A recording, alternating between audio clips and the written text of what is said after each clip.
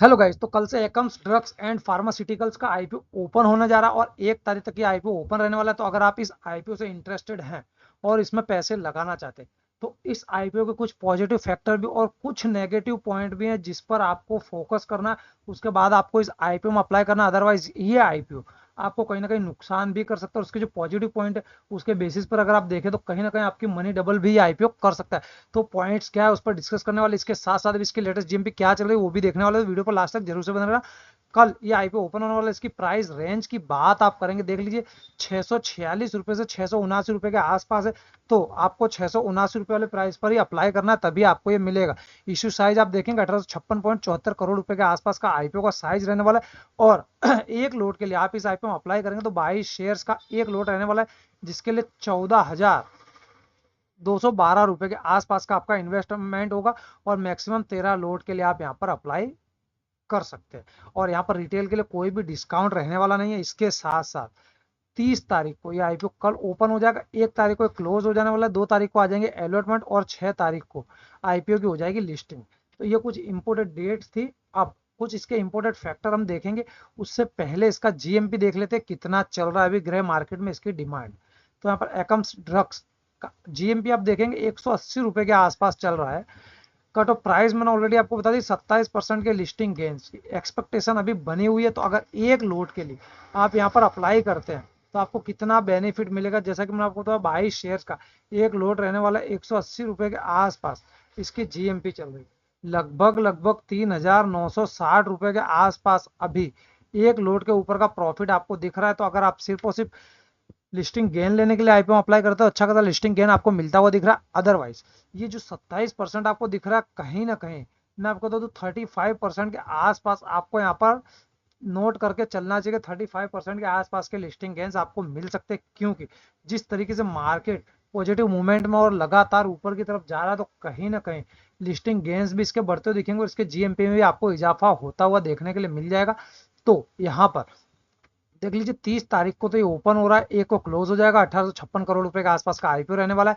ये details already मैंने आपको दे दिया। रिटेल कैटेगरी की बात की जाए तो अमूमन हर आईपीओ में 35% के आसपास की होती है, लेकिन यहाँ पर 10% के आसपास देखने को मिल जाएगी। क्यूआईबी पोर्शन देखेंगे तो 75% के आसपास है। एनआईआई कोटा 15% के आसपास आपको देखने के लिए मिल जाएगा। लोट वाइज ऑलरेडी मैंने आपको बता दिया, एक लोट में 22 शेयर्स अलॉट होने वाले और 14,938 रुपए आपको मैक्सिमम इन्वेस्टमेंट लगेगी। और रिटेल कैटेगरी के अंदर आप एक्स्ट्रा मैक्सिमम लोट लेना चाहते हो 13 लोट ले सकते हैं, जिसका कोई फायदा नहीं है, क्योंकि अगर आप 13 लोट के लिए भी अप्लाई करेंगे तो मिलेगा सिर्फ और सिर्फ एक ही लोट, क्योंकि आईपीओ पहले ही दिन ओवर सब्सक्राइब हो जाने वाला है। हाँ, आप स्मॉल एचएनआई में अप्लाई करिए 14 लोट के लिए, तो यहाँ पर आपको बेनिफिट ज्यादा हो सकता है। इसमें 308 शेयर अलॉट होंगे, 2,09,132 रुपए मैक्सिमम आपको स्मॉल एचएनआई में देना पड़ेगा। बिग एचएनआई की बात की जाए 67 लोट के लिए अप्लाई करना होगा, 1474 शेयर अलॉट होंगे, 10,08,46 रुपए के आसपास आपको यहाँ पर इन्वेस्ट करना पड़ेगा। तो यहाँ पर आईपीओ की डेट ऑलरेडी आपने देख ली, 30 तारीख को ओपन होगा, एक को क्लोज हो जाएगा। बेसिस अलॉटमेंट कब स्टार्ट होने वाले हैं, 2 तारीख को। और रिफंड कब स्टार्ट होने वाले हैं, 5 तारीख को। अगर आपको ये आईपीओ मिल जाता तो क्रेडिट टू डीमेट अकाउंट भी, इसके शेयर्स भी क्रेडिट किए जाएंगे 5 तारीख को। आईपीओ की लिस्टिंग हो जाएगी 6 तारीख को। ये तो कुछ इंपोर्टेंट डिटेल्स हो गई। अब इसका जो नेगेटिव फैक्टर है उस पर भी एक बार नजर डाल लेते हैं। तो यहाँ पर सबसे बड़ा रिस्क इसके फाइनेंशियल अगर आप देखेंगे, यहाँ पर 2022 से लेकर 2024 तक का डेटा आप देखते हैं रेवेन्यू कंपनी का। 2022 में देख लीजिए 3694.52 करोड़ के आसपास था, 2023 में 3793 करोड़ के आसपास होगा, 2024 में 4212 करोड़ के आसपास। तो रेवेन्यू तो कहीं ना कहीं अच्छा खासा जनरेट किया। एक्सपेंस खर्चे देखेंगे तो पहले 3800 करोड़ थे, खर्चे कम हुए 3475 पर आए, लेकिन फिर से बढ़ गए 4231 करोड़ के आसपास हो गए। तो यहाँ पर आप देखेंगे जितना कंपनी रेवेन्यू जनरेट कर रही है उतना ही लगभग लगभग कंपनी का खर्चा है।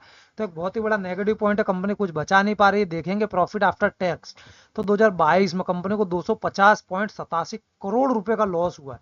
अब लॉस से कंपनी प्रॉफिट में आ गई है 2023 के अंदर 97.82 करोड़ रुपए का आसपास का प्रॉफिट इंक्रीज किया कंपनी ने 2023 में। लेकिन वापस से 2024 में आप देखेंगे तो बिल्कुल नील रहा। जितना कंपनी ने कमाया उतना ही कंपनी ने खर्चा कर दिया, बिल्कुल नील हो गया यहाँ पर। तो कंपनी अपने खर्चे पे कंट्रोल यहाँ पर नहीं कर पा रही है। और यहाँ पर अर्निंग पर शेयर की बात की जाए तो माइनस में आपको देखने के लिए मिलेगा -0.28 पर इक्विटी शेयर्स।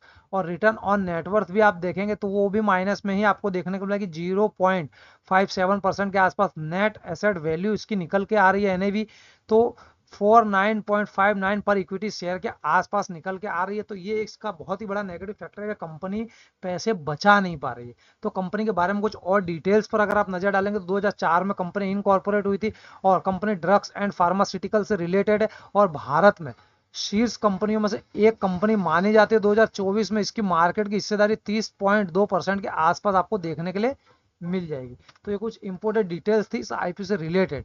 डिटेल अच्छी लगी तो वीडियो लाइक और शेयर जरूर से करिएगा। और क्या आप इस आईपीओ में अप्लाई करेंगे या फिर से करेंगे अवॉइड, कमेंट सेक्शन में कमेंट करके जरूर से बताइएगा।